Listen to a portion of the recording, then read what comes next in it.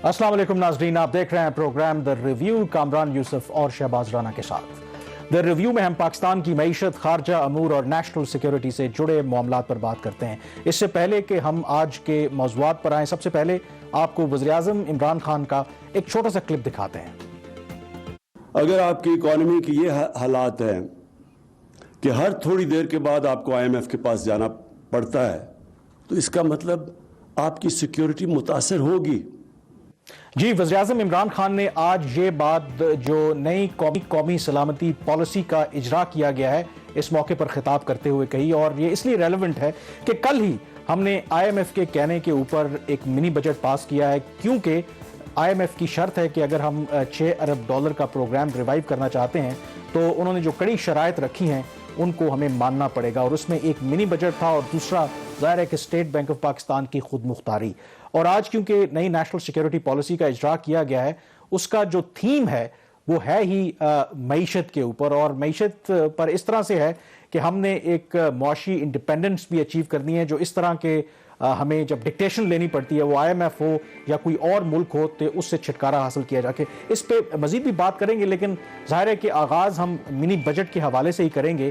तो शहबाज, मुझे तो थोड़ी सी एक कंडीशन भी लगती है कि जाहिर है कि एक तरफ हम आज इस नेशनल सिक्योरिटी पॉलिसी का इजरा किया गया है, फोकस उसका इकोनॉमिक सिक्योरिटी है, फॉरेन पॉलिसी की अगर बात की है तो इकोनॉमिक डिप्लोमेसी की बात हुई है, लेकिन चंद घंटे पहले ही हमारी नेशनल असेंबली ने IMF की डिक्टेशन के ऊपर एक मिनी बजट पास किया है। तो ग्राउंड रियलिटी, बेशक जो इंटेंशन जो भी हो, नेशनल सिक्योरिटी नहीं जो पॉलिसी है उसकी, लेकिन ग्राउंड रियलिटी तो ये बताती हैं कि मंजिल मेरे ख्याल में अभी बड़ी दूर है जब हम इकोनॉमिक सॉवरेंटी अचीव करें। बिल्कुल ठीक कहा आपने, मंजिल बहुत दूर है, और वज़ीर-ए-आज़म इमरान खान साहब का ये बात उनकी बिल्कुल ठीक है कि आपकी जो इकोनॉमिक सिक्योरिटी है is linked with your overall जो आपकी हालात है मुल्क के अंदर, उसके साथ आपका लिंक है। अगर आप IMF के प्रोग्राम में रहते हैं तो फिर आपकी इकोनॉमिक सिक्योरिटी जो है वो अचीव नहीं हो सकती। इसी साल इसी बजट के साथ हमारी जो बाकी शराइत थी उसमें हमने 50 अरब रुपए की कंटेंजेंसी जो ग्रांट्स हैं वो हमने पहली दफ़ा काटी हैं, और ये से पहले नहीं होता था। इसको हम डिस्कस कर चुके हैं प्रोग्राम में। और मेरे लिए कल लोगों की वजाहत के लिए जो कंटेंजेंसी ग्रांट्स की आप बात कर रहे हैं कि जो दिफाई बजट में जो पैसा रखा जाता है कि जो हथियारों की खरीदारी के हवाले से, जो दिफाई बजट के अलावा होता है, दिफा के ऊपर ही खर्च होता है, तो उसमें भी हमने 50 अरब रुपए की कटौती की, और ये पहली दफा हुआ है, और पहली दफा हुआ तो इमरान खान साहब की जो बात है वो इंडोर्स कर रहे हैं, इंडोर्स हो जाती है। मैं कल जब ये इसको मिनी बजट को कवर कर रहा था पार्लियामेंट में, तो मैं प्राइम मिनिस्टर इमरान खान साहब को मुसलसल देख रहा था कि इन्होंने जब ये इक़्तिदार में आए, और बल्कि इनके इक़्तिदार में आने से पहले इनका ये ऐलान था कि मैं IMF के प्रोग्राम में नहीं जाऊंगा, और इमरान खान साहब जो पार्लियामेंट को बिल्कुल लिफ्ट नहीं करवाते, कल उन्होंने पार्लियामेंट को मुसलसल टाइम दिया, कुछ अरसा के लिए, कुछ वक्त के लिए उठ के वहां से वो अपने चैम्बर में गए, तो पीछे से अपोजिशन ने शोर कर दिया जी कि वोट काउंट करें। तो जब वो वोट का चैलेंज हुआ तो इमरान खान साहब को वापस आना पड़ा सेकंड काउंट के ऊपर। शुक्रिया IMF का अदा करना चाहिए या अपोजिशन का? नहीं, मैं इमरान खान साहब की वो उनका बड़ा कि वो पार्लियामेंट में इतना टाइम दिया, वो जिस IMF को कहते थे कि मैं उसके प्रोग्राम में नहीं जाऊंगा, उसकी शराइत को मानने के लिए और इम्प्लीमेंट करवाने के लिए वो खुद कल तशरीफ रखी उन्होंने कौमी असम्बली में, और इजलास के दौरान बैठे और रात 12 बजे तक बैठे रहे, और बावजूद इसके कि उससे पहले जो पार्लियामेंट्री पार्टी का इजलास था उसके दौरान जो उनके एक खटपट हुई उनके दरमियान और परवेज खटक के दरमियान। तो वैसे आप मिनी बजट की डिटेल पे जाने से पहले इमरान खान साहब एक चीज जरूर कहूंगा कि आप मिनी बजट की डिटेल पे जाने से पहले मेरे ख्याल में पाकिस्तानी अवाम को IMF से एक दरख्वास्त करनी चाहिए कि जो अवामी मफादात के काम भी हैं, अगर वो भी इन शराइत में वो डाल दें ताकि इन पे दबाव पड़े, और जब IMF का दबाव इन पे आता है हमारी माशाल्लाह इलेक्टेड मेंबर्स के ऊपर, तो घंटों के अंदर तमाम चीजें हो जाती हैं। तो मेरे ख्याल में ये हमें IMF से लेकिन ये वाला जो दबाव है ना, ये दोनों जो बिल पास हुए हैं ये ठीक नहीं हुए, मेरे ख्याल में कम से कम ठीक नहीं हुए। हुकूमत का अपना इस पे मौक़िफ़ है। इसमें जो बड़ी खबर तो ये है नाज़रीन कि कल पार्लियामेंट ने, नेशनल असेंबली ने 360 अरब रुपए के नए टैक्सेस लगाने की मंजूरी दे दी है, जिसमें आज के अखबारात में आपने पढ़ लिया होगा कि 335 अरब रुपए सिर्फ सेल्स टैक्स की मद में अवाम के ऊपर लगाए गए। लेकिन जहां पे लोगों के ऊपर 335 अरब का सेल्स टैक्स लगाया गया, वहां पे पाकिस्तान की शायद 2 खानदानों को फायदा देने के लिए 15% एक डिविडेंड टैक्स है रियल एस्टेट इन्वेस्टमेंट ट्रस्ट के ऊपर, उसको भी कल नेशनल असेंबली माफ करने की मंजूरी दी है। तो ये बात यहाँ करनी जरूरी इसलिए भी है कि वज़ीर-ए-आज़म इमरान खान साहब कार्टेल्स की बड़ी बात करते हैं, माफियाज की बड़ी बात करते हैं, लेकिन कल उन्होंने जो बजट पास करवाया असेंबली से, उसके अंदर कार्टेल्स को फायदा हुआ, हम आपको आगे जाके भी बताएंगे। कामरान, बजट क्या था उसके ऊपर हम पहले ही डिटेल में बात कर चुके हैं। बड़ी बड़ी चीज़ें ये हैं कि जो मोबाइल फ़ोन्स हैं, जो $200 से ज़्यादा जिनकी प्राइस है, उन तमाम मोबाइल फ़ोन के ऊपर अब 17% सेल टैक्स लगा दिया गया है। बच्चों का जो दूध था, इसके ऊपर काफ़ी बात हुई, जो पाउडर मिल्क बच्चों का है, इन्फेंट मिल्क फार्मूला, इसके ऊपर पहले तो अक्रॉस द बोर्ड हुकूमत ने 17% जीएसटी लगाया था। अब उसमें थोड़ी सी तरमीम की ये की गई है कि जो पैकेट होगा उसकी जो मकदार होगी 200 ग्राम होगी और उसकी जो कीमत होगी 500 रुपए होगी, तो उसके ऊपर सेल्स टैक्स नहीं लगेगा। 500 रुपए की ज़्यादा मालियत के जो दूध होगा बच्चों को, उसके ऊपर अभी भी 17% सेल्स टैक्स लग गया है। इसमें गालबन तमाम जो इंपोर्टेड इन्फेंट मिल्क है वो इसमें कवर हो जाता है, डोमेस्टिक जो है वो शायद बच जाएगा इसमें। साइकिलों के ऊपर भी 17% जीएसटी था नाज़िर, वो प्राइम मिनिस्टर साहब ने कल वापस करवाया है। इसी तरह जो रेड चिलीज़ हैं, मिर्चें हैं, नमक है, उसके ऊपर भी 17% जीएसटी था, ये वापस हो गया। अद्वियात के ऊपर, उसके रॉ मटेरियल्स के ऊपर 17% जीएसटी लग गया है। जब ये बजट मिनी बजट पेश किया गया था तो हमें ये बताया गया था कि अद्वियात की कीमतें 15 से 20% कम होंगी, लेकिन जब पार्लियामेंट के अंदर इसकी स्क्रूटनी हुई senate standing committee on finance में, तो बात यहाँ तक है कि हम कोशिश करेंगे कीमतें मजीद आगे ना बढ़ें, तो कमी वाली इसके अंदर कोई बात नहीं है। बाकी जो कुछ अहम चीज़ें हैं जिसके ऊपर जो आपकी रोज़मर्रा की अशिया है जो आपको अफेक्ट करेंगे, उसमें जो पैकेट में आपको दही मिलता है उसके ऊपर पहले सेल्स टैक्स की शरह 10% थी, इसको बढ़ाकर 17% कर दिया गया। चीज़, बटर, क्रीम, देसी घी, milk and cream sold in retail packaging, इनके ऊपर सॉरी जो ये दूसरा वाला मिल्क है, मिल्क के ऊपर टैक्स नहीं है। इन बाकी तमाम अशिया के ऊपर 17% जीएसटी लगा दिया गया है। कामरान, इसमें इस बजट को मैं जब देखता हूं तो मुझे इसके अंदर दो पैगामात मिलते हैं और ये बड़े इंपॉर्टेंट मैसेजेस हैं मेरा ख्याल, जिसको देखने की जरूरत है। नाज़रीन, प्राइम मिनिस्टर ऑफ पाकिस्तान ने हमेशा बात की कि वो माफियाज के खिलाफ लड़ेंगे, वो कार्टेल्स मुल्क के अंदर नहीं बनने देंगे। और दूसरी, फाइनेंस मिनिस्टर शौकत तरीन साहब ने कहा कि वो जो 300 उस वक्त 343 अरब रुपए के जो टैक्सेस थे, सेल्स टैक्स, उन्होंने कहा था मैं इसलिए लेके आया, कुछ डॉक्यूमेंटेशन ऑफ द इकोनॉमी हम करना चाह रहे हैं। लेकिन अनफॉर्चुनेटली जो इससे हमें मैसेज मिलता है, जो मिनी बजट कल पार्लियामेंट ने पास किया, उसमें जो माफियाज या कार्टेल्स हैं उनको स्ट्रॉन्ग किया गया फर्दर, और जो इसी तरह जो दूसरा वादा था डॉक्यूमेंटेशन, उसके ऊपर भी उसके बिल्कुल उलट काम किया। इसकी मिसाल क्या है, अभी आपको मैं बता देता हूं कि हुकूमत ने बजट में प्रपोज किया था कि जो रेस्टोरेंट्स और बेकरीज हैं उनके ऊपर जो अशिया, जो ब्रेड, इसमें नान, चपाती, बन, रस वगैरह जो फरोख्त होंगे, उनके ऊपर 17% जीएसटी था। तो इसके ऊपर जब हुकूमत को मुखालफत का सामना करना पड़ा और फाइनेंस में से शौकत तरीन साहब को खुद ये बात माननी पड़ी कि हाँ, ब्रेड चाहे वो बेकरी के ऊपर आम बेकरी के ऊपर बिके या बड़ी के ऊपर, तो वो ब्रेड ही है, उसके ऊपर टैक्स नहीं लगना चाहिए। लेकिन कल जो फाइनली एक अमेंडमेंट हुई है इसके अंदर, उसके बाद अब हुकूमत ने ये फैसला किया, जिसकी नेशनल असम्बली ने कल मंजूरी दे दी है, कि वो तमाम अशिया जो अभी मैंने आपके सामने लिस्ट पढ़ी है, इसमें ब्रेड, नान, चपाती, जो रस हैं, अगर ये उन बेकरीज के ऊपर फरोख्त होंगी जो टियर 1 सिस्टम में फॉल करती हैं और एफबीआर के सिस्टम से इंटीग्रेटेड हैं through point of cell machines, तो उनके ऊपर 17% जीएसटी लगा दिया गया है।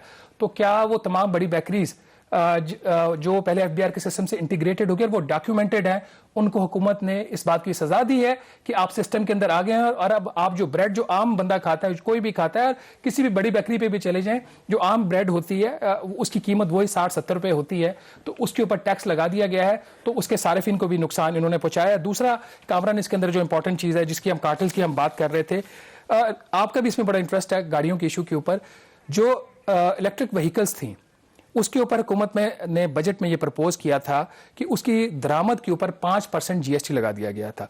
अब ये मिनी बजट में ये प्रपोज हुआ था, अब उसको फर्दर बढ़ाकर इन्होंने 12.5% कामरान जो है इलेक्ट्रिक व्हीकल्स है उनके ऊपर इन्होंने जीएसटी लगा दिया। और क्यों लगाया है? क्योंकि जो लोकल कार असेंबलर्स हैं वो एक माफिया बन चुके हैं, कार्टेल बन चुके हैं, और उनके दबाव के तहत हुकूमत ने जो या जो पाकिस्तान की डेफिनेशन है जो इलेक्ट्रिक कार्स की, शायद ये ज्यादा पोल्यूशन फैलाती है। हाँ, इस वजह से मैं डिस्करेज कर रहे हैं। मेरे ख्याल में यही होगा, क्योंकि एक जो आपका लोकल असेंबलर है उसने हाइब्रिड में इन्वेस्टमेंट की हुई है, तो उसके दबाव के ऊपर हुकूमत ने जो हाइब्रिड गाड़ियों के ऊपर जीएसटी का रेट इन्होंने मिनी बजट में प्रपोज किया था कि उसको 8.5% से बढ़ाकर 12.5% कर दिया जाए। ये जो अप टू 1800 सीसी की हाइब्रिड गाड़ी है वो फैसला इन्होंने वापस ले लिया, वो 8.5% ही रहेगा, और 1801 से लेकर 2500 सीसी की जो गाड़ी है उसके ऊपर अब 12.75% जीएसटी होगा। तो ये پرائم منسٹر عمران خان صاحب کا ایک طرف ان کا آج انہوں نے بات کی ہے کارٹل کی آج بھی کہ کارٹل اس ملک کے اندر اتنے سٹرونگ ہیں کہ انہوں نے 250 ارب روپے کے جو ان کے اوپر جرمانے اس کے اوپر سٹے آرڈرز لیے ہوئے ہیں. عمران خان صاحب کی موجودگی میں کل نیشنل اسمبلی نے جو بجٹ پاس کیا ہے اس میں ایک کارٹل کو فائدہ دیا گیا. اور اس میں جو انٹرسٹنگ آپ نے بات کی نا کہ بیکری آئٹمز کی جو آپ نے بات کی کہ جی ایس ٹی لگانے کی کہ جو ایف بی آر کے ساتھ انٹیگریٹڈ ہیں ان پہ جی ایس ٹی لگا دیں, تو یہ بڑی مذاق خیز بات ہے کہ جو لوگ کمپلائی کر رہے ہیں قانون سے, اس کا مطلب آپ انکریج کر رہے ہیں کہ آپ اپنا سسٹم انٹیگریٹ نہ کریں تو پھر آپ اسے بچ جائیں گے. اور یہ بڑی انٹرسٹنگ بات ہے. اس سے پہلے بھی میرے ایک دوست ہیں, ایک بہت بڑے کارپوریٹ سیکٹر میں کام کرتے ہیں, جب اس سے پہلے بھی انہوں نے بجٹ میں شرط لگائی تھی کہ آپ جو بھی کسی کے ساتھ کانٹریکٹ کریں گے تو اس کا آپ اس کو رجسٹر ہونا ضروری ہے ایف بی آر کے ساتھ.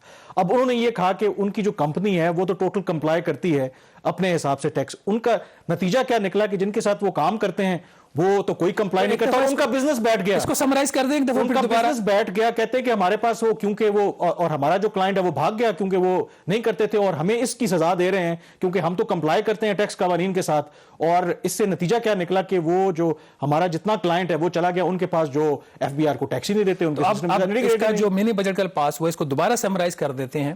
اس سے دو پیغامات دیے گئے عوام کو. نمبر 1, ایف بی آر کے سسٹم کے ساتھ مت انٹیگریٹ ہونا, کیونکہ اگر آپ ایف بی آر کے سسٹم کے ساتھ انٹیگریٹ ہیں تو آپ ڈاکیومنٹڈ ہیں. تو اگر آپ ڈاکیومنٹڈ ہیں, اگر آپ بریڈ بھی بیچیں گے تو اس کے اوپر آپ کو 17% جی ایس ٹی دینا ہے. دینا تو صارفین نے ہے لیکن اس کا کسٹمر بھی خراب ہوگا.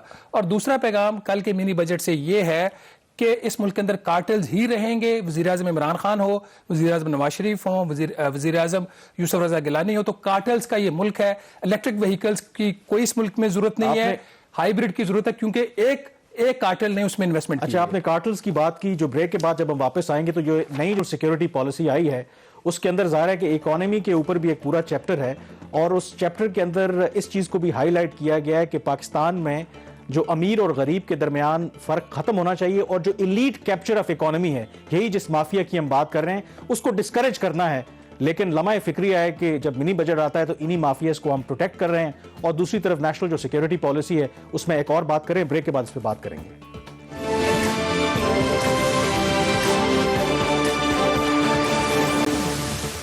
جی, بریک کے بعد ایک دفعہ پھر آپ کو خوش آمدید کہتے ہیں. آپ ذکر کریں گے اس نئی نیشنل سیکیورٹی پالیسی کا جو اس گورنمنٹ کا دعویٰ ہے کہ پہلی دفعہ پاکستان کی تاریخ میں ایک کوڈیفائڈ نیشنل سیکیورٹی پالیسی لائی جا رہی ہے. آج اس کا باقاعدہ طور پر اجرا کیا گیا اور یہ تقریباً 50 سے 60 صفحات پر مشتمل یہ جو پالیسی پیپر ہے جو اس کا پبلک ورژن ہے اس کو آج جاری کیا گیا. وزیر اعظم عمران خان نے اس تقریب سے خطاب بھی کیا. جو کرکس ہے اس ساری نیشنل سیکیورٹی پالیسی کا, جو اگر سمرائز کریں, فوکس سارا ہے اکنامک سیکیورٹی کے اوپر. وہ بے شک فارن پالیسی کی بات ہو اس میں اکنامک ڈپلومیسی کی بات گئی ہے, انٹرنل ریفارمز کی بات ہو تو اس میں بھی معیشت کی بات کی گئی ہے. اور اس گورنمنٹ کا دعویٰ ہے کہ فوکس جو ہے ہمارا وہ ہیومن سیکیورٹی پہ ہے, یعنی کہ جو عام طبقہ ہے اس کی سیکیورٹی کو بہتر بنانا ہے. اور اس حوالے سے شہباز یہ دعویٰ کر رہی ہے کہ اس کا آغاز 2014 میں پی ایم ایل این جب سرتاج عزیز نیشنل سیکیورٹی ایڈوائزر تھے انہوں نے شروع کیا اور اس وقت سیکرٹری تھے نیشنل سیکیورٹی ڈویژن کے صادق صاحب جو آج کل نمائندہ خصوصی ہیں افغانستان کے اوپر. انہوں نے اس پہ بہت زیادہ کام کیا, 7 سال لگے اس ڈاکیومنٹ کو کمپلیٹ ہونے میں.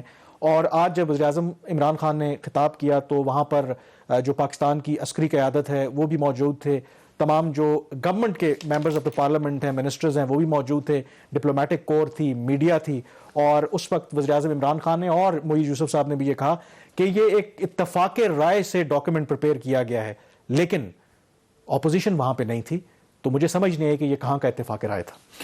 بات تو ٹھیک ہے آپ کی. ابھی اپوزیشن کے نمائندے تھوڑی دیر بعد ہمیں جوائن کریں گے, ان سے پوچھیں گے کہ کیا ان سے پوچھا گیا ہے یا نہیں پوچھا گیا. ہو سکتا ہے پوچھ لیا گیا ہو کیونکہ پاکستان میں اپوزیشن حکومت کو سپورٹ کر رہی ہے. میں آپ کو جو بھی منی بجٹ بھی پاس کیا کل حکومت نے پارلیمنٹ کے اندر, اس کے اندر جو سینٹ کے اندر اپوزیشن کی باوجود اس کی میجورٹی ہے اور سینٹ کے پاس 14 دن تھے. ہم پہلے بھی بات کر چکے ہیں اس بل کے اوپر اپنی ریکمنڈیشن دینے کے. سینٹ نے 14 دن کا انتظار نہیں کیا اور انہوں نے ہینڈ اوور کر دی ریکمنڈیشنز اپنی 14 دن سے پہلے, جو کہ 17 جنوری کو پورا ہونا تھے. تو اپوزیشن حکومت بہت ساری جگہوں پہ ایک جگہ پہ مفاد میں اب بات اس پہ آ جاتے ہیں. دیکھیں یہ جو نیشنل سیکیورٹی کی پالیسی ہے, آپ نے مطلب ہے کہ ہر چیز میں معیشت کو میرے خیال میں گھسیٹ دیا ہے.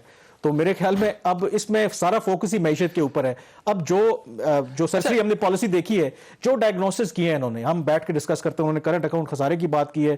انہوں نے کہا کہ ہمارے ہاں ایکسپورٹ جو ہے وہ نہیں بڑھتی, گروتھ جو ہے وہ سسٹینیبل نہیں ہے.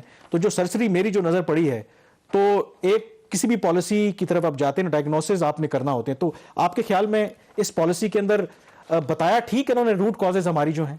میرا خیال وہ بات تو ٹھیک کر رہے ہیں. اس میں جو باٹم لائن ہے, جو ان کا محور ہے پوری پالیسی کا, وہ کہہ رہے ہیں خوشحال پاکستان کی بات کر رہے ہیں, خوشحال لوگوں کی بات کر رہے ہیں, انکلوسیو گروتھ کی بات کر رہے ہیں, انکلوسیو اینڈ سسٹینیبل ڈیولپمنٹ کی وہ بات کر رہے ہیں. یہ تمام وہ جارگنز جو آپ کو ہر فائنانس منسٹر کے منہ سے سننا پڑتے ہیں, ہر پرائم منسٹر کے منہ سے, تو اس پالیسی ڈاکومنٹ کا اس کا حصہ ہے, وچ از گڈ.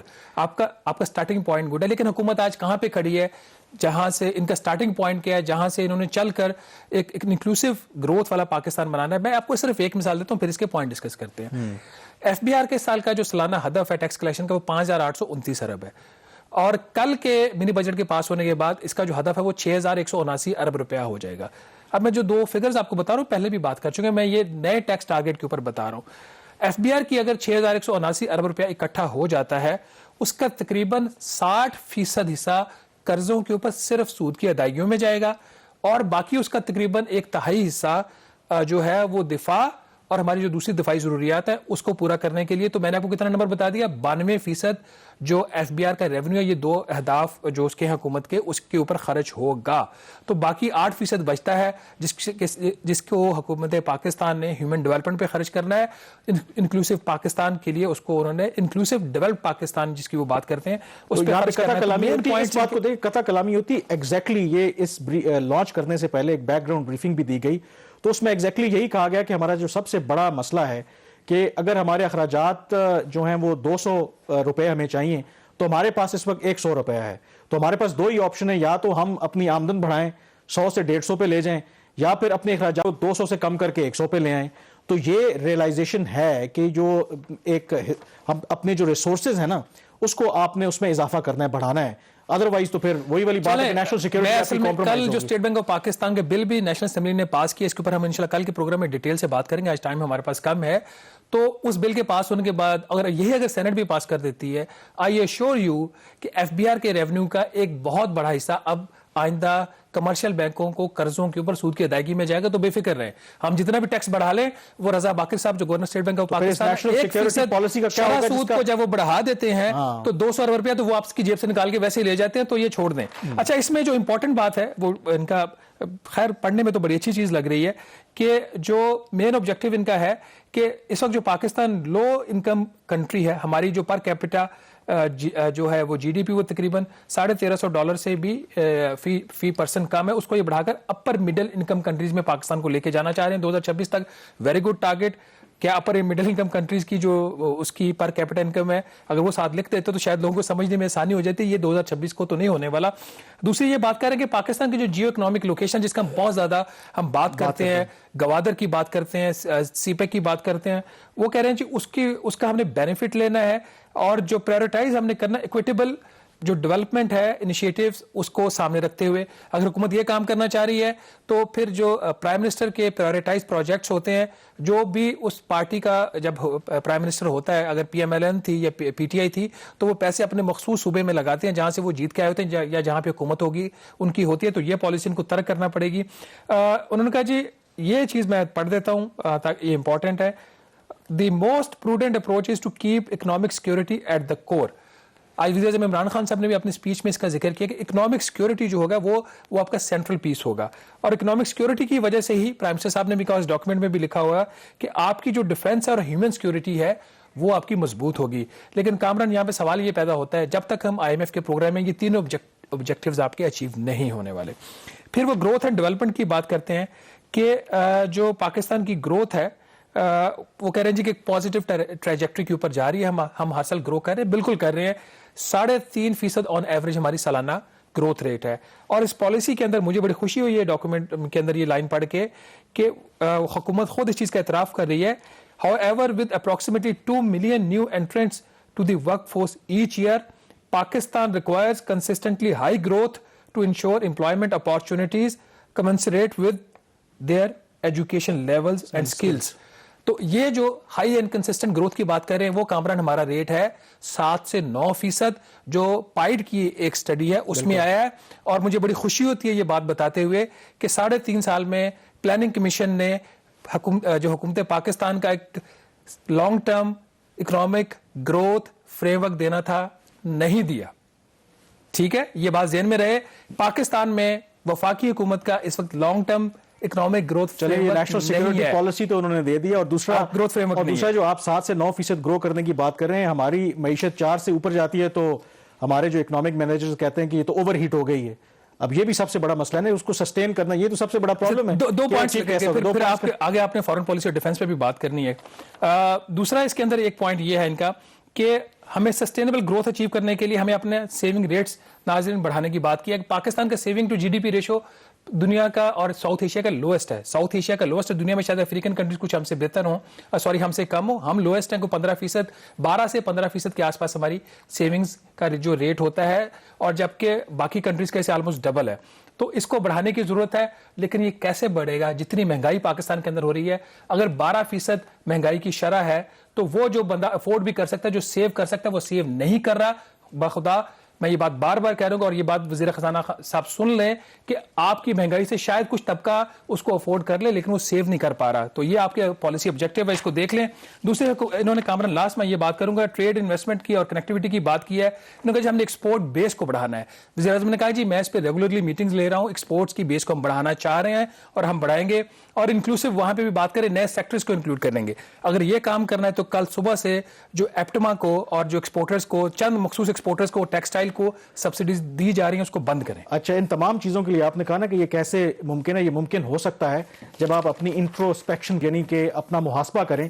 تو یہ ایک اچھی چیز ہے کہ اس نیشنل سیکورٹی پالیسی کے اندر یہ ایکنالج کیا گیا ہے کہ یہ جب پالیسی کو پرسو کیا جائے گا تو اس کو یقینی بنایا جائے گا کہ ہم اپنا محاسبہ کریں, خود شناسی کریں, اگر کہیں غلطی کر رہے ہیں تو اس کی تصحیح کریں, اور ایک پریگمیٹک اپروچ اپنائیں. یہ نہیں کہ جذبات کی رو میں بہ جائیں جس طرح اکثر ہماری قوم ایسا کرتی ہے. اور سب سے امپورٹنٹ چیز, جب اکنامک سٹیبلٹی کی بات کرتے ہیں تو پولیٹیکل سٹیبلٹی بہت زیادہ امپورٹنٹ ہے. تو اس نیشنل سیکورٹی ڈاکیومنٹ کے اندر اس بات کا اظہار کیا گیا ہے کہ پاکستان میں جو پالیسی کا بار بار جو تبدیل ہوتی ہے وہ پاکستان افورڈ نہیں کر سکتا, اور اس کے لیے جو جمہوریت کا تسلسل ہے اس پر بھی ایمفیسس دیا گیا, اور جو قومی سلامتی کے اہم جو امور ہیں اس پر ان کا خیال ہے کہ قومی اتفاق رائے ہونا چاہیے, بائی پارٹیزن کنسنسس ہونا چاہیے. یہ بہت اچھی بات ہے. اور سب سے بڑھ کر بات کہ ہمارے یہاں بہت زیادہ ڈیبیٹ ہوتی ہے کہ شاید جو ہمارے جو ریسورسز ڈسٹریبیوشن ہے, کیونکہ ہم ایک ایسے خطے میں واقع ہیں کہ جہاں پر ہمارے جو اخراجات کا ایک بہت بڑا حصہ دفاع میں چلا جاتا ہے. تو اس پیپر کے اندر یہ بھی کہا گیا ہے کہ ڈیبیٹ یہاں پر یہ نہیں ہے کہ روٹی کا مقابلہ کیا بندوق سے نہیں ہونا چاہیے, بلکہ ہم نے روٹی کے لیے بھی ذرائع پیدا کرنے ہیں اور بندوق خریدنے کے لیے بھی ذرائع پیدا کرنے ہیں. یہ کیسے ممکن ہوگا, یہ بہت بڑا چیلنج ہے. بریک کے بعد آئیں گے تو کچھ فارن پالیسی کے بارے میں اس نیشنل سیکورٹی پالیسی پیپر میں کیا کہا گیا ہے اس پہ بات کریں گے.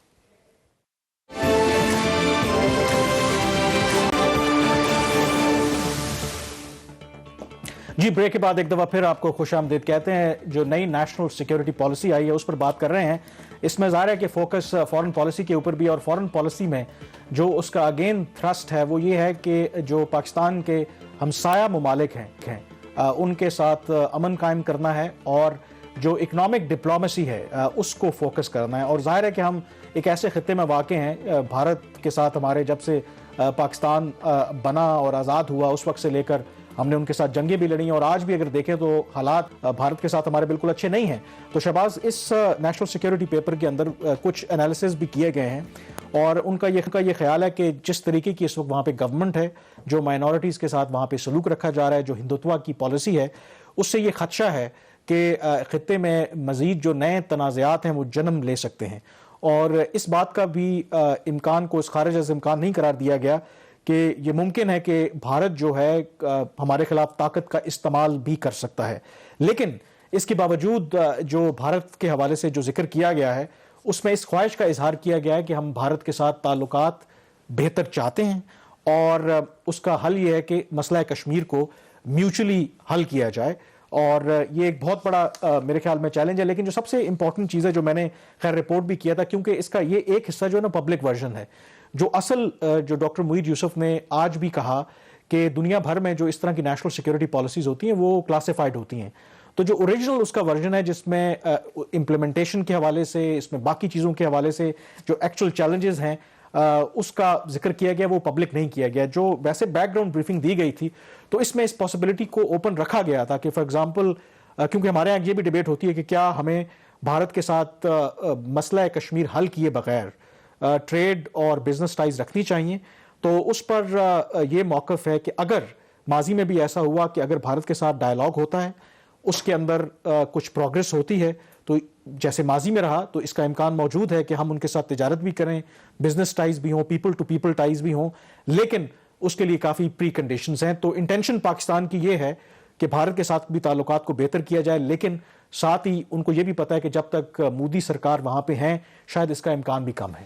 یہ بات آپ نے ٹھیک کی, اور دوسرا اسی ڈاکومنٹ کے اندر لکھا ہوا ہے کہ جب وہ ٹریڈ کی بات کرتے ہیں, جہاں پہ بھارت کا ذکر آتا ہے, وہ کہتے ہیں کہ ویسٹ ورڈ جو ہے وہ ہمارے ٹریڈ کا پوٹینشیل بہت زیادہ ہے, وہاں پہ ہے, لیکن ایسٹ ورڈ اگین وہ بھارت کی ہیجمنی کی بات کرتے ہیں, اور ٹریڈ پوٹینشیل کی تو وہ بات ڈائریکٹلی نہیں کرتے, لیکن وہ کہتے ہیں کہ ریلیشنز انڈائریکٹلی وہ کہہ رہے ہیں کہ ریلیشنز ٹھیک ہوں گے تو ایسٹ مشرق کی طرف بھارت سے تجارت ہو سکتی ہے. اس پہ غالباً آپ نے کوئی خبر بھی کی تھی. جی بالکل کی تھی, اور میں نے اسی کا ذکر کیا نا کہ جو ڈیٹیلز ہیں, شاید وہ جو کلاسیفائڈ ڈاکیومنٹس ہیں اس کے اندر انہوں نے ڈفرینٹ پاسبلٹیز ہیں وہ ان کو رکھا ہے. اب ایک اور جو ڈیبیٹ ہمارے یہاں بہت زیادہ چل رہی ہے کہ آپ کو پتا ہے کہ امریکہ اور چین کے درمیان آپ کہہ سکتے ہیں کہ ایک نئی سر جنگ بھی لوگ جسے کہتے ہیں, اور پاکستان وہ کہتے ہیں ایک مشکل کا شکار ہے کہ کیا چین کا حصہ بنے گا یا امریکہ کا حصہ بنے گا. اس ڈاکیومنٹ کے اندر ایک تو چیز انہوں نے یہ کہا ہے کہ یہ ضرور ہے کہ ٹینشن ضرور ہے اس وقت امریکہ اور چین کے درمیان, لیکن پاکستان کی اسیسمنٹ کے مطابق شاید حالات اس طرف نہیں جائیں گے کہ یہ آل آؤٹ وار ہوگی, کوئی ہائبریڈ یا اس طرح کی جو پراکسی وارز ہیں یہ تو چلتی رہیں گی, آل آؤٹ وار ان کے درمیان ہونے کا چانس نہیں ہے. لیکن پاکستان امریکہ کے حوالے سے انہوں نے ایک بڑا واضح طور پر ایک موقف لیا ہے کہ ہم کیمپ کی جو پالیٹکس ہے, یعنی کہ کسی بلاک میں شامل نہیں ہوں گے. امریکہ کے لیے میسج ہے, اگر آپ سمجھتے ہیں کہ ہم چین کو چھوڑ کے آپ کے ساتھ مل جائیں گے تو ایسا ممکن نہیں ہے. which is very much welcoming. مطلب انہوں نے ایک پبلک پروناؤنسمنٹ کی ہے, ریالٹی یہ کتنا آسان ہے, ڈاکیومنٹ کر دیا ہے اور اس پر کنسنسس بھی ہے. اور ساتھ ہی انہوں نے یہ کہا ہے کہ ہم چاہتے ہیں کہ امریکہ کے ساتھ ہماری جو تعلقات ہیں وہ براڈ بیسڈ ہوں, صرف دہشت گردی کے کانٹیکسٹ میں ہمیں نہ دیکھا جائے. اب اس کے اندر بھی ظاہر ہے کہ ڈیپینڈ کرتا ہے کہ ہم, کیونکہ ہمارا ایک سب سے بڑا ایشو ہے نا کہ اس میں پیپر میں یہ بھی کہا گیا ہے کہ ہم اپنے آپ کو دنیا کے لیے یہ نہیں کہ ہم ان کو ملٹری بیسز پرووائڈ کرنا چاہتے ہیں, ہم اکنامک ہب بننا چاہتے ہیں.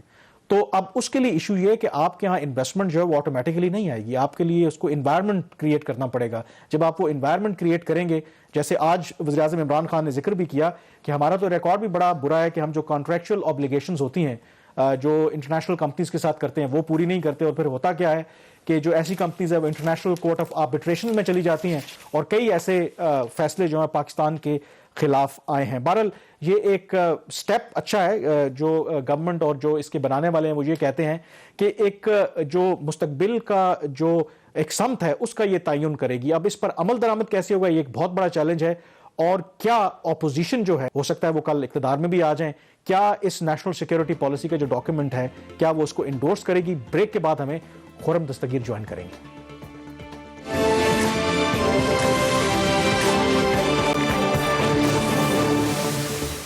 جی بریک کے بعد ایک دفعہ پھر آپ کو خوش آمدید کہتے ہیں. ہمیں اسٹوڈیوز میں جوائن کیا ابھی خرم دستگیر صاحب نے, پی ایم ایل این کے سینئر رہنما ہیں اور نیشنل سیکیورٹی پہ بات کرنے کے لیے اس لیے بھی ریلیونٹ ہیں, وزیر دفاع بھی رہے ہیں, وزیر خارجہ بھی رہے ہیں اور کامرس منسٹر بھی رہے ہیں, اور اس نیشنل سیکیورٹی پالیسی میں وہ یک وقت رہے ہیں, اور کتنے پاورفل رہے ہیں وہ ایک الگ ڈیبیٹ ہے. بہرحال یہ جو نیشنل سیکیورٹی پالیسی آئی آج وزیر اعظم عمران خان صاحب نے لانچ کی ہے, اور معید یوسف صاحب نے بھی اور وزیر اعظم عمران خان صاحب نے بھی یہ کہا کہ یہ قومی اتفاق رائے سے یہ پالیسی بنائی گئی ہے. تو قومی اتفاق رائے کی اگر بات کریں تو ظاہر ہے کہ اپوزیشن کو بھی اس میں آنا چاہیے, دو کہ اپوزیشن آج وہاں پہ موجود نہیں تھی. تو میرا پہلا آپ سے سوال یہ کہ کیا اپوزیشن کے ساتھ نیشنل سیکیورٹی پالیسی پہ مشاورت ہوئی؟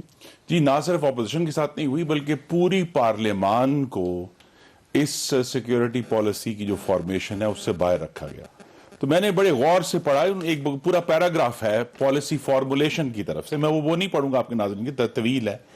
اس میں کہا جی ہم نے تمام فیڈرل منسٹری سے بات کی ہے, پروونشل گورنمنٹ سے بات کی ہے, ہم نے گلگت بلتستان آزاد جموں کشمیر سے بات کی ہے, ملٹری انسٹیٹیوشن سے بات کی ہے, ہم نے 600 انڈیویجول سے بھی بات کی ہے, ایکسپرٹ سے بات کی ہے.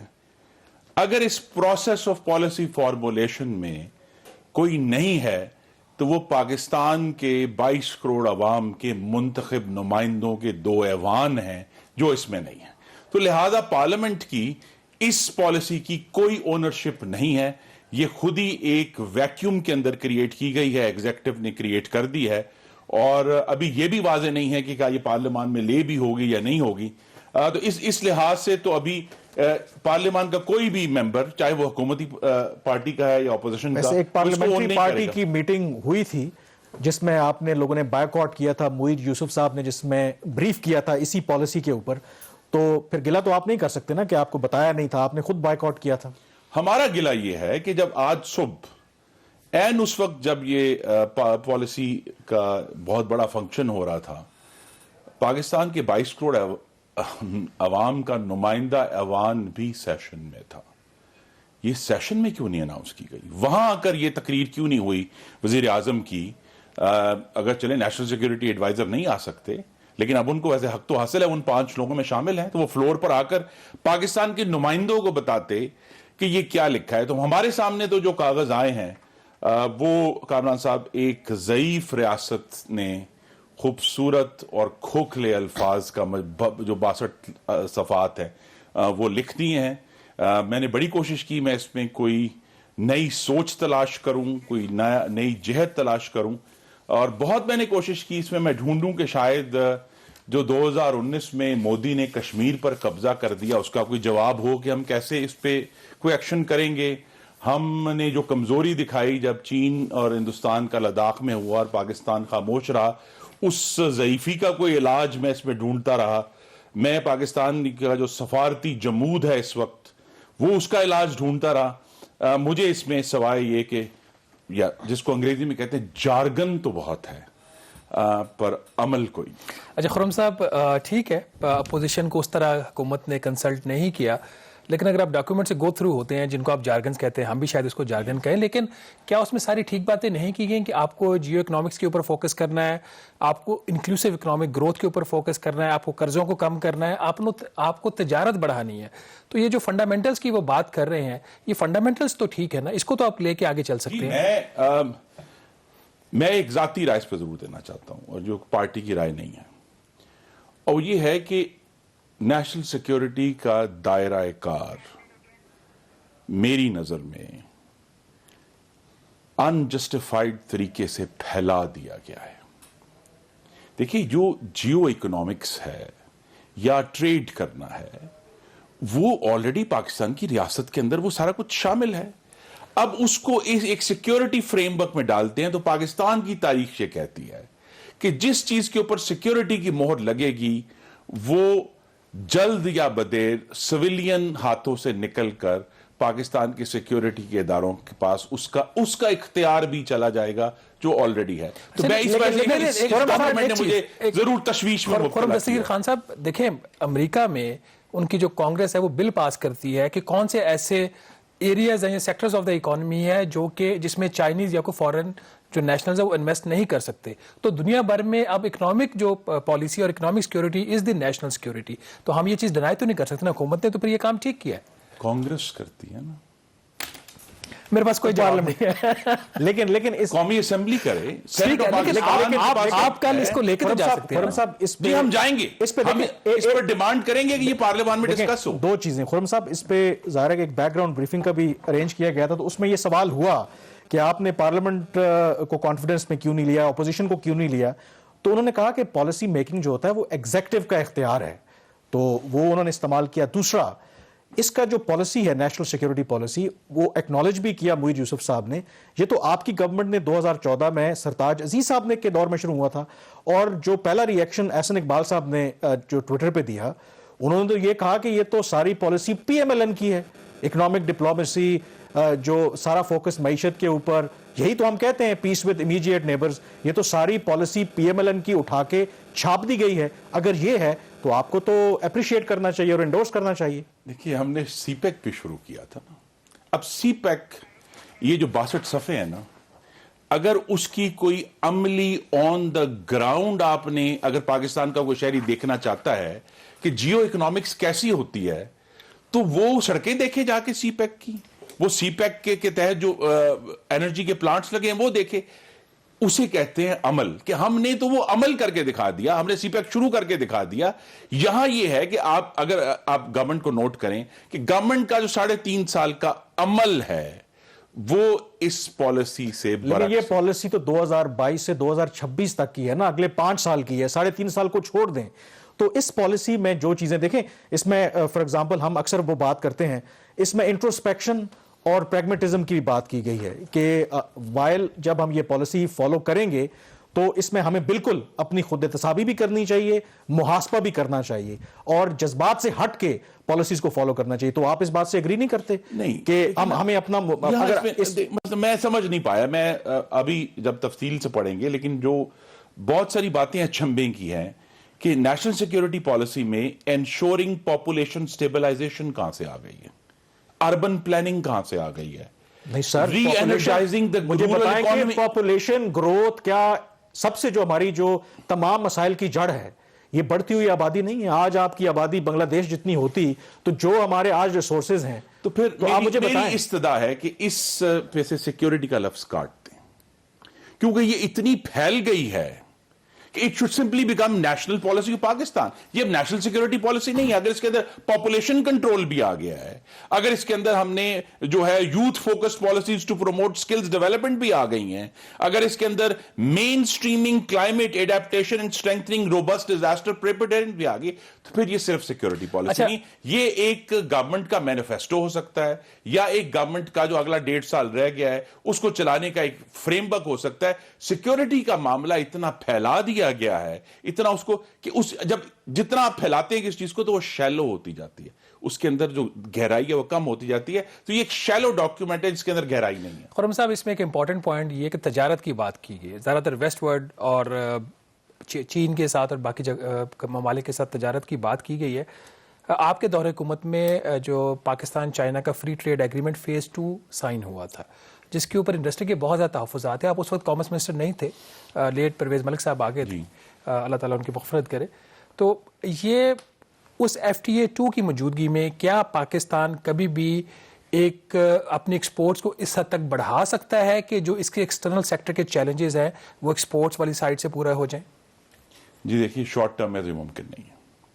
صرف یہ ضرور ہے, اگر واقعی ہم انٹرسٹڈ ہیں پاکستان کے ٹریڈ کو امپروو کرنے میں, تو ہمیں پاکستان کے اندر جو بین الاقوامی انویسٹمنٹ ہے اس کو آسان بنانے کے لیے اور اس کو تحفظ دینے کے لیے ہمیں کام کرنا پڑے گا.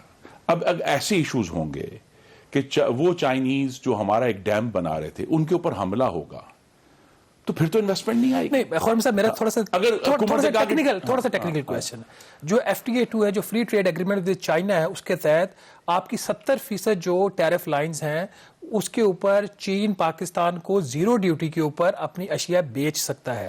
تو پاکستان جیسا چھوٹا ملک جس کے پاس ایکسپورٹ کمپیٹیونیس نہیں ہے, جب چین کے لیے اس کی 70% اکانومی کھل جائے گی تو کیا پاکستان مستقبل میں بھی اپنی برآمدات بڑھا سکتا ہے لانگ ٹرم میں بھی؟ جی بڑھا سکتا ہے. اس میں ہمیں اپنی کیپیبلٹیز کو امپروو کرنا ہے. اور سب جو میں آپ کے سوال کی طرف آ رہا تھا, دیکھیے جو ریسنٹ اکنامک ہسٹری ہے اس میں آپ کوئی ملک اٹھا لیں, آپ خود چین اٹھا لیں, آپ ملیشیا اٹھا لیں, آپ انڈیا اٹھا لیں, آپ ویتنام اٹھا لیں, میسو فورن انویسٹمنٹ جو یہ نہیں کہ پیسہ آ رہا ہے, اصل میں وہ انویسٹمنٹ اس ملک کے اندر کیپیبلٹیز ڈیولپ کرتی ہے, مینجمنٹ کے طریقے ڈیولپ کرتی ہے, ٹیکنالوجی کا استعمال ڈیولپ کرتی ہے. اگر ہم اٹریکٹ کر سکیں تو FTA کے ہوتے ہوئے بھی یہ سارا کام ہو سکتا ہے. سارا کرائسس یہ ہے کہ اگر ہم کہیں گے جی ٹورزم ہم نے امپروو کرنا ہے تو یہاں مری میں 23 ڈیتھس ہو جاتی ہیں. ہم کہتے ہیں جی ہم نے فورن انویسٹمنٹ لانی ہے, وہاں اٹیک ہو جاتے ہیں.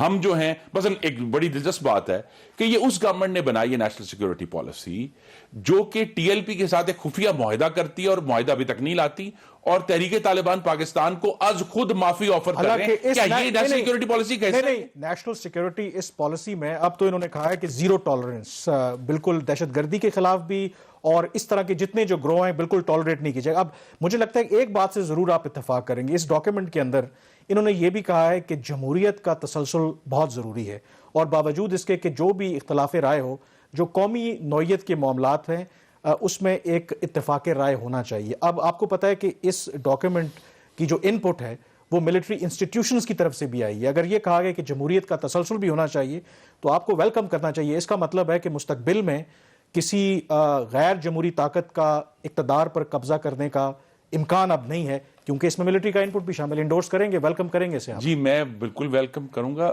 لیکن جمہوریت کے ساتھ ہائبرڈ کا لفظ نہیں ہونا چاہیے نا. تو پھر جمہوریت کی تعریف کیا ہے, وہ آپ ڈلوا دیں اس میں پالیسی؟ نہیں, یہی تو بات ہے کہ بہت ساری ایسی باتیں ہیں جو آپ کسی قانون میں یا پالیسی میں نہیں لکھ سکتے, اور جو ہائبرڈ نظام کی موجودگی ہے وہ کسی آئین میں نہیں لکھی ہوئی, لیکن وہ موجود ہے اپنی جگہ پہ, وہ ایک حقیقت ہے.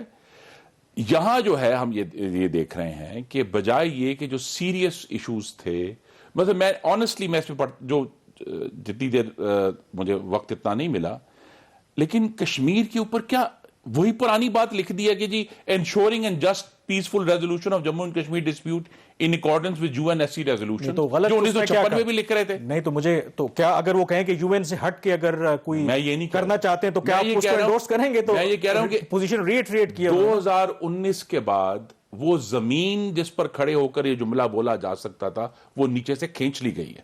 اب آپ نے کچھ بتانا ہے نا ہمیں کہ پاکستان کی نیشنل سیکیورٹی انڈیا کی طرف سے کشمیر کی اینیکسیشن کے باوجود کس طرح آگے چلے گی, اس کا جواب اس پالیسی میں نہیں ہے. کیونکہ ڈاکٹر معید یوسف صاحب کا یہ خیال ہے کہ جو پبلک ورژن ریلیز کیا گیا ہے اس کا ایک کلاسیفائڈ ورژن ہے جس میں ان تمام باتوں کا ضرور ذکر ہے. تو یہ جو نقطہ ہم انہوں نے ریز کیا پارلیمان میں کہ مطالبہ کریں گے کہ وہ کلاسیفائڈ ورژن ڈیفنس اور فورن جو کمیٹیز ہیں ان میں تو کم از کم پیش کیا جائے. کیوں نہ پیش کیا یہ گورنمنٹ کرتی ہے یا نہیں کرتی. بہرحال پروگرام دا ریویو سے اتنا ہی. مجھے کامران یوسف اور شہباز رانا کو اب اجازت دیجیے. اللہ حافظ.